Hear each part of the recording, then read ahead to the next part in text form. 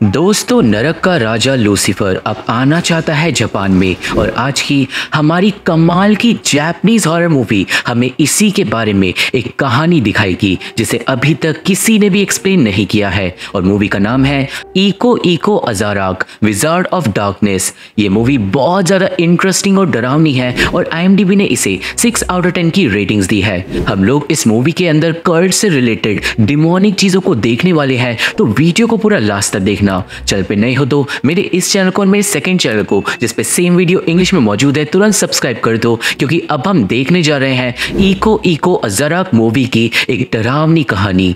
तो ये कहानी शुरू होती है हमें लूसीफर के ओरिजिन के बारे में बताते हुए कि कैसे वो पहले एक एंजल था पर स्वर्ग से उसे निकाल दिया गया था और अब वो एक शैतान है। इसके बाद हम लोग देखते हैं एक लड़की को जो जापान की सड़कों पे डर डर के भाग रही थी, जबकि उसका पीछा कोई भी नहीं कर रहा था। पर बात इतनी सी नहीं थी, क्योंकि उस लड़की के ऊपर कुछ कल्ट के लोग एक डेमोनिक रिचुअल कर रहे थे। वो लड़की रास्ते में गिर जाती है और उसे हर जगह लूसीफर दिखने लगता है। वो अपनी जान बचाने की पूरी कोशिश करती है, पर अचानक कल्ट वाले लोग उस लड़की की एक वोडू गुड़िया के सर के अंदर चाकू मार देते हैं और रियल लाइफ में एक बहुत बड़ा मेटल का ऑब्जेक्ट उस लड़की के ऊपर गिर जाता है और उस लड़की का मुंह बुरी तरीके से क्रश हो जाता है और वो मारी जाती है। वहीं अब कल्ट के अंदर कल्ट वाले लोग एक हुडेड इंसान को भेजते हैं एक मिशन पे, जिसपे उस इंसान को एक स्कूल के अंदर 13 लोगों का सैक्रिफाइस करना था ताकि लूसीफर जाग जाए। पर उन लोगों का एक दुश्मन था और वो थी एक लड़की जिसे हम अब देखने वाले हैं। अब यहाँ से सीन जाता है स्कूली बच्चों पे जो अगले दिन स्कूल जा रहे थे। हिडियो नाम का एक टीचर लड़कियों को सेक्सुअली टच कर रहा था इस नाम पे कि कहीं वो स्कूल के अंदर कोई गलत चीज तो नहीं ले जा रही। पर तभी आती है एक नई लड़की जिसका नाम है कुरोई। अब सीन क्लास में जाता है और हम लोग मिजुनो नाम के एक लड़के को देखते हैं जो विचक्राफ्ट वगैरह की चीजों में इंटरेस्टेड था। मिजुनो कुछ और लोगों के साथ बात कर रहा था, कुछ लोगों की मौत के बारे में जो 1-2 दिन से स्कूल के आसपास हो रही थी, और मिजुनो ने एक पैटर्न को ढूंढ निकाला था। मिजुनो के हिसाब से किसी ने श्राप लगा लगा के लोगों को एक पेंटाग्राम की शेप के अंदर मारा है, और वो जो भी है वो किसी डीमन को समन करना चाहता है। पर अजीब बात तो ये थी कि उनका स्कूल पेंटाग्राम के बीचों बीच बन रहा था और मिजुनो के हिसाब से डीमन उनके स्कूल के अंदर से ही जागेगा। कुछ बच्चे उसकी बात पे बिलीव करते हैं और कुछ नहीं करते। पर फिर आती है टीचर जिसका नाम है शिराई। शिराई आज एक नई लड़की को इंट्रोड्यूस करवाती है और वो और कोई नहीं कुरोई थी। सारे बच्चे कुरोई का अच्छे से वेलकम करते हैं और कुरोई मिजुकी नाम की एक लड़की से दोस्ती कर लेती है। मिजुकी कुरोई को अपना पूरा स्कूल घुमाती है और कुरोई को एक बंद कमरे का भी पता चलता है जिसके अंदर एक टीचर ने खुदकुशी कर ली थी। खैर थोड़ी देर बाद कुरोई को पता चलता है हिडियो के बारे में जो एक गंदा टीचर है और लड़कियों को टच करता रहता है। और तो और जो टीचर शिराई है वो लेस्बियन है और वो काजुमी नाम की एक स्टूडेंट के साथ रिलेशन में है। अब जैसे ही मिजुकी काजुमी का नाम लेती है उसको सांस आना बंद हो जाती है। मिजुकी का दम घुटने लगता है, पर तभी कुरोई कुछ जादू सा करती है और स्कूल के बेसमेंट में हो रहे एक रिचुअल को रोक देती है। कुरोई अब तुरंत बेसमेंट के अंदर जाती है जहां पे से वो रिचुअल करने वाला भाग गया था। पर कुरोई को मिलती है मिजुकी की एक वूडू गुड़िया जिसका कोई गला दबा रहा था। पर कुरोई अब मिजुकी को बचा लेती है। कुरोई वापस मिजुकी के पास जाती है और अब मिजुकी ठीक हो गई थी। पर यहाँ पे कुरोई मिजुकी को बता देती है कि किसी ने तुम्हारे ऊपर काला जादू करा था। कुरोई मिजुकी को उसकी वूडू गुड़िया भी दिखाती है, पर दोनों को ही समझ नहीं आता कि मिजुकी के ऊपर श्राप कौन लगाएगा। कुरोई मिजुकी को यहाँ पे एक क्रिस्टल बॉल अब देती है जो मिजुकी को किसी भी श्राप से प्रोटेक्ट करेगी। और अब कुरोई श्रापों के बारे में थोड़ा रिसर्च करती है, पर तभी उसके पास आता है केनिची नाम का एक लड़का जो कुरोई को पसंद करने लगा था। केनिची कुरोई को डेट के लिए पूछता है, पर तभी मिजुकी वहां पे आती है और वो कुरोई को अपने साथ एक सीक्रेट जगह पे ले जाती है।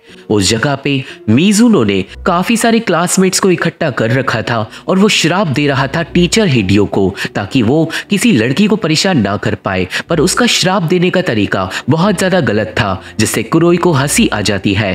कुरोई सबको एक असली वुडू गुड़िया दिखाती है और बोलती है कि तुम्हारी नकली गुड़िया से कुछ भी नहीं होने वाला, जिसके बाद मिजुनो किलस जाता है और कुरोई अब मिजुनो की जगह सबके बिहाफ पे हिडियो को एक छोटा सा श्राप लगा देती है।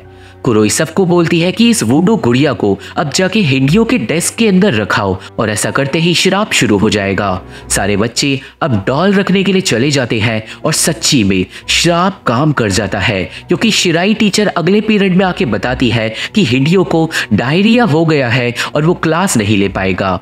सब बच्चे बहुत ज्यादा खुश हो जाते हैं, पर मिजुनो को गुस्सा आता है क्योंकि अब बच्चे उसे एक ढोंगी जादूगर बुला रहे थे। गुस्से में मिजुनो वहां से जाके स्मोक करने लगता है, पर वो दो टीचर्स को बात करते हुए सुन लेता है और मिजुनो को पता चलता है कि कुरोई के पिछले स्कूल में उसके सारे दोस्त किसी वजह से मारे गए थे, पर क्यों ये किसी को भी नहीं पता। अब सीन जाता है टीचर शिराई पे और उसकी गर्लफ्रेंड काजुमी पे, जो एक बंद क्लासरूम के अंदर इंटीमेट हो रहे थे और उन दोनों को देख लेता है हिडियो। हिडियो को भी वो दोनों देख लेते हैं और काजुमी डर जाती है क्योंकि पूरे स्कूल में उसकी बदनामी हो जाएगी, पर शिराई बोलती है तुम चिंता मत करो, मैं हिडियो को उसका मुंह खोलने ही नहीं दूंगी। और ये बात शिराई बड़े ही ईविल तरीके से बोलती है। अब नेक्स्ट डे जब कुरोई क्लास में आती है तो बच्चे उसे घूर रहे थे, कोई उससे बात भी नहीं कर रहा था, पर मिजुकी बताती है कि हिडियो का कार एक्सीडेंट हो गया है और उसके बचने के चांसेस बिल्कुल भी नहीं है। मिजुनो एक दूसरी वुडू गुड़िया कुरोई को दिखाता है और उस गुड़िया पे जानलेवा श्राप किया गया था।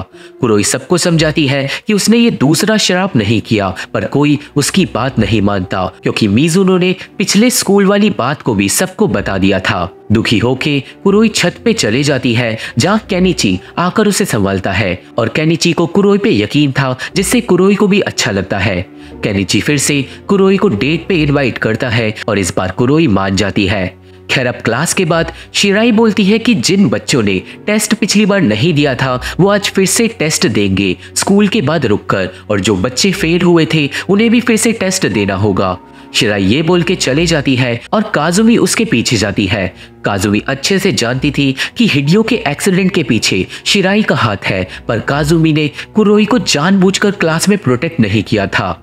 अब जब स्कूल की छुट्टी होती है तो क्लास के अंदर बच्चे रुककर टेस्ट करते हैं और शिराई टेस्ट देके वहां से चले जाती है।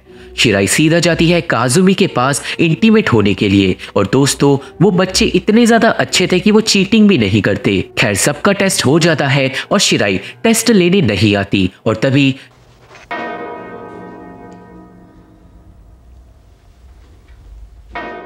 स्कूल के अंदर बहुत तेज घंटे बजने लगते हैं। घंटों की आवाज जब बंद होती है तो ब्लैक बोर्ड पे अपने आप 13 नंबर लिखकर उभर आता है, जो पहले वहां था ही नहीं, और बच्चे चौंक जाते हैं। मिजुनो बोलता है कि ये तो शैतान का नंबर है, और फिर सारे लड़के बोर होकर क्लास से जाने लगते हैं। उसी टाइम पे चेई नाम की एक लड़की टॉयलेट जाती है और बाकी लड़कियां देखती है कि खिड़कियां लॉक हो गई है। सीन अब लड़कों पे जाता है जो जूते वगैरह पहन के स्कूल से निकल ही रहे थे, पर वो अपने आप वापस पहुंच जाते हैं एक खाली क्लासरूम के अंदर, जिससे सारे लड़कों के होश उड़ जाते हैं। और वहीं दूसरी तरफ चेई टॉयलेट करने के बाद टॉयलेट के अंदर ही लॉक हो गई थी। हम लोग एक वुडू गुड़िया को अब देख पाते हैं जिसके ऊपर कोई पानी गिरा रहा था, और तभी टॉयलेट की सारी टंकियां खुल जाती है। हर जगह पानी भरने लगता है और टॉयलेट के अंदर से भी पानी बहुत तेज से बाहर निकलता है। चेई चिल्लाकर मदद मांगती रहती है, पर उसकी चीख कोई भी सुन नहीं पाता। अब जब चेई बहुत देर तक नहीं आती तो रेइना नाम की एक लड़की चेई को बुलाने के लिए जाती है। रेइना के क्लास से जाते ही लड़के वापस आ जाते हैं और वो सबको बताने लगते हैं जो अभी अभी उनके साथ हुआ, और वही रेइना पहुंच जाती है टॉयलेट में। रेइना हर जगह पानी को देखकर थोड़ा डर जाती है, और जब वो टॉयलेट का स्टॉल खोलती है तो रेइना के ऊपर गिरती है चेई की लाश, जिसे देखकर रेइना पूरी तरीके से चिल्लाती है। उसकी चीख सुन के क्लास में से सारे लोग टॉयलेट में भागकर आते हैं, और अब दोस्तों बोर्ड पे से 13 मिट के 12 बन जाता है। मतलब कोई तो है जो लूसीफर को बुलाने के लिए अब इन 13 बच्चों की बलि दे रहा है। खैर टॉयलेट में पहुंच के सब लोग मरी हुई चेई को देखकर डर जाते हैं और टीचर्स को बुलाने के लिए भागते हैं, पर कुरोई रीना को संभालने के लिए टॉयलेट में ही रुकती है। अब टीचर्स रूम में कोई भी टीचर मौजूद नहीं था। डर के मारे सारे के सारे बच्चे जितने भी फोन मौजूद थे उस कमरे में फोन मिलाने लगते हैं पुलिस को, पर सिग्नल नहीं थे। कुरोई थोड़ी देर बाद रेइना को लेके वहां पे पहुंचती है और मिजुनो खिड़कियों को अब तोड़ने की कोशिश करता है, पर कांच टस से मस नहीं होता और सब समझ जाते हैं कि वो लोग स्कूल में फंस चुके हैं। अब मिजुनो इस सब का इल्जाम लगाने लगता है कुरोई पे, पर तभी कमरे में आ जाता है एक भूकंप। कुरोई तुरंत सबको बोलती है इस कमरे से बाहर निकलो, पर सिर्फ 7 लोग कमरे से बाहर निकल पाते हैं और 5 लोग कमरे में ही बंद हो जाते हैं। जो लोग बाहर निकलते हैं वो लोग गेट खोलने की कोशिश करते हैं और यहाँ पे कुरोई अपने जादू से गेट खोलने की कोशिश करती है, पर उसका जादू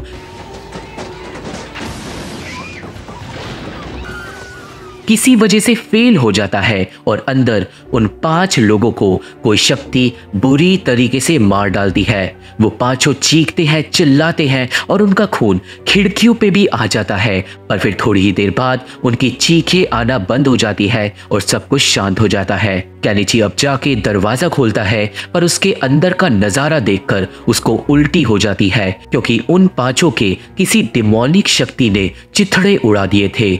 इसके बाद बचे हुए 7 लोग वापस क्लासरूम में जाके बैठ जाते हैं और सोचने लगते हैं जो अभी अभी हुआ। मिजुनो एक बार फिर से कुरोई पे सारा इल्जाम लगाता है, पर केनिची यहाँ पे कुरोई को प्रोटेक्ट करता है। सब लोग अब बस घर जाना चाहते थे कि तभी रेइना की नजर पड़ती है ब्लैक बोर्ड पे, जहाँ पे 12 की जगह अब 7 लिखा हुआ था और ये बात अब साफ हो गई थी कि वो नंबर उन स्टूडेंट्स को दर्शा रहा है। और मिजुनो अब सबको बोलता है कि सब लोग एक एक करके अब यहाँ पे मारे जाएंगे और सारे लोग उसकी बातों से डरने लगते हैं, पर कुरोई और मिजुकी सबको समझाते हैं कि डरने से कुछ भी नहीं होगा, हमें इस जगह से बाहर निकलने का रास्ता ढूंढना चाहिए। कुछ लोग कुरोई और मिजुकी की बात से सहमत थे और कुछ लोग नहीं, और यहाँ पे अब वो लोग 2 टीमों के अंदर बंट जाते हैं। कुरोई, मिजुकी और केनिची एक टीम में आ जाते हैं और मिजुनो, रेइना और बाकी 2 लोग एक टीम के अंदर आ जाते हैं।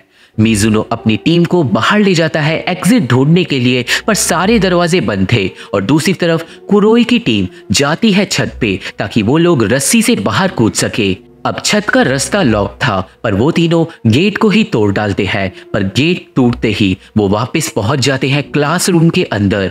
सीन वापस जाता है मिजुनो की टीम पे, जो एक दूसरे क्लासरूम के अंदर खिड़कियों को खोलने की कोशिश में लगे हुए थे और लकीली रेइना एक खिड़की को खोल लेती है। रेइना बहुत ज्यादा खुश होती है बाहर की दुनिया को देखकर, पर तभी कोई रेइना की वूडू गुड़िया के सर को काट डालता है और तभी खिड़की बंद हो जाती है और रेइना की गर्दन उसके शरीर से अलग हो जाती है। ये देखकर मिजुनो और बाकी लोगों के होश उड़ जाते हैं और वो लोग अपनी जान बचाकर भागते हैं, पर इस भगदड़ में माकी नाम की एक लड़की गिर जाती है और सब लोगों से अलग हो जाती है। मसाओ नाम का एक लड़का भी मिजुनो से अलग हो जाता है और वो भाग ही रहा था कि तभी रिचुअल वाला इंसान मसाओ की वूडू गुड़िया के पैर बांध देता है और रियल दुनिया में मसाओ के जूतों के लेसेस अपने आप टाई अप हो जाते हैं और बेचारा मसाओ सीढ़ियों से गिर के मारा जाता है। अपनी टीम में अब मिजुनो अकेला ही बचता है, जो अब गुस्से में पागल हो जाता है और इधर उधर सामान फेंकने लगता है। और वही माकी कुरोई की टीम के पास मदद मांगने के लिए पहुंच गई थी। मिजुकी अब माकी को संभालती है और वो लोग साथ में आगे बढ़ते हैं, पर जल्दी ही उन्हें मिलती है मसाओ की लाश। मसाओ की आंखें बंद करके वो लोग आगे बढ़ते हैं और कुछ ही देर में उन्हें मिजुनो भी मिल जाता है, जिसने जमीन पे एक अजीब सा मंत्र बना दिया था और उसके हिसाब से वो मंत्र उसे श्राप से बचाएगा। मिजुनो सबको बोलता है कि इस घेरे के अंदर सब लोग आ सकते हैं सिवाय कुरोई के, और ये बात सुन के कुरोई वहां से चले जाती है। केनिची कुरोई के पीछे जाता है, पर कुरोई केनिची को बोलती है कि मिजुनो की बातें सच है और जो लोग मेरे पास रहते हैं वो मारे जाते हैं, और अब किसी वजह से उसका जादू भी श्राप के आगे फेल हो रहा है। कुरोई केनिची को उस प्रोटेक्शन सर्कल के अंदर जाने के लिए ही बोलती है, पर केनिची उसे चांटा मार के बोलता है कि बकवास बंद करो, तुम्हें मैं अकेला नहीं छोड़ने वाला। जिसके बाद वो दोनों किस भी करते हैं। सीन जाता है क्लास में, जहाँ पे मिजुकी और माकी मिजुनो के साथ प्रोटेक्शन घेरे के अंदर ही बैठे हुए थे कि तभी बोर्ड पे लिखा हुआ 5 बदल जाता है 3 में और इसका मतलब अब 2 लोग और मरने वाले हैं। मिजुनो बोलता है कि तुम लोग चिंता मत करो, हम लोग इस घेरे के अंदर सुरक्षित है। पर तभी मिजुनो को कुछ होने लगता है। मिजुनो कांपने लगता है, चिल्लाने लगता है और उसका प्रोटेक्शन घेरा अपने आप मिट जाता है और मिजुनो को पोजेस कर लेती है एक डिमोनिक शक्ति। मिजुनो अब बन जाता है डिमोनिक और वो खड़ा होके बढ़ता है मिजुकी की तरफ। मिजुकी भागती है पर मिजुनो उसे चाकू से मार के घायल कर देता है और फिर वो बढ़ता है माकी की तरफ। माकी बचने की कोशिश करती है पर एंड में मिजुनो उसे बुरी तरीके से चाकू से स्टैब कर करके मार डालता है। सीन अब जाता है कुरोई और केनिची पे, जो एक एसी की वेंट से निकलकर बाहर तक पहुंच गए थे पर बाहर जाने का रास्ता लोहे की बार्स से बंद था। केनिची अब उन लोहे की बार्स को काटने के लिए कुछ लेने के लिए बाहर जाता है और कुरोई उसे एक प्रोटेक्शन चार्म देती है। केनिची इधर उधर कुछ ढूंढ ही रहा था कि तभी पीछे से आ जाता है मिजुनो, जो केनिची पे हमला कर देता है और वो प्रोटेक्शन चार्म दूर गिर जाता है। इस बात की भनक तुरंत कुरोई को भी लग जाती है और वो भागती है केनिची को बचाने के लिए और उसे केनिची जल्दी ही मिल जाता है, जो मिजुनो से बच के भाग आया था। कुरोई तुरंत केनिची को गले लगा लेती है पर तभी पोजेस्ड मिजुनो पीछे से आकर केनिची का गला काट डालता है। केनिची तुरंत मारा जाता है और डिमोनिक मिजुनो को देखकर कुरोई बुरी तरीके से चौंक जाती है। उसे लगता है कि अब मिजुनो उसे भी मार डालेगा पर मिजुनो ऐसा नहीं करता। इसकी बजाय वो खुद को ही सैक्रिफाइस कर लेता है और अब अकेली बचती है कुरोई। कुरोई को अब आती है कुछ आवाजें और वो जाकर चेक करती है और उसे दिखाई देता है कि उस बंद कमरे के अंदर से, जिसके अंदर एक टीचर ने खुदकुशी करी थी, उसके अंदर से रोशनी बाहर आ रही है। कुरोई उस कमरे के अंदर जाकर चेक करती है और वहीं पे मौजूद थी वो डिमोनिक अल्टर और साथ ही साथ टेबल पे पड़ी थी काजुमी की लाश। और दोस्तों इसका मतलब शिराई टीचर वो सारे रिचुअल कर रही थी। काजुमी को देखकर कुरोई बुरी तरीके से चौंक जाती है पर तभी पीछे से आती है टीचर शिराई अपने डिमोनिक कल्ट के रूप में और वो एक कुल्हाड़ी से कुरोई पे हमला कर देती है और बोलती है कि अब तुम आखिरी सैक्रिफाइस बची हो। कुरोई टीचर से बचकर भागती है पर टीचर कुल्हाड़ी से बार बार उस पर हमला करती है।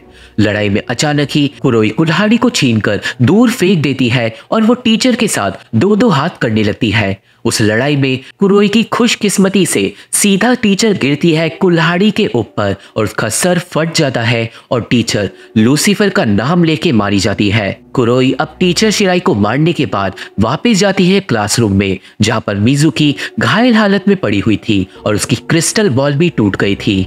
कुरोई मिजुकी को अब यहाँ पे संभालती है और समझाती है कि अब सब ठीक हो चुका है और वो दोनों गले मिलते हैं। यहाँ पे अचानक ही मिजुकी कुरोई को करती है किस और बोलती है कि मैं तुमसे सच में प्यार करती हूँ। और तभी कुरोई की नजर पड़ती है ब्लैक बोर्ड पे, जहां पर अभी भी 1 नंबर लिखा हुआ था, मतलब अभी भी एक सैक्रिफाइस बाकी है, पर किसका। और तभी मिजुकी कुरोई को चाकू से स्टैब कर देती है। मिजुकी अब बहुत ज्यादा ईविल तरीके से खड़ी होती है और दोस्तों अब कुरोई को सारी कहानी समझ आती है और हमें पता चलता है कि मिजुकी ही वो कल्ट मेंबर थी जिसे सैक्रिफाइस करने का रिचुअल दिया गया था और टीचर शिराई को तो मिजुकी ने बस अपने वश में कर लिया था ताकि उसका सच सामने ना आए।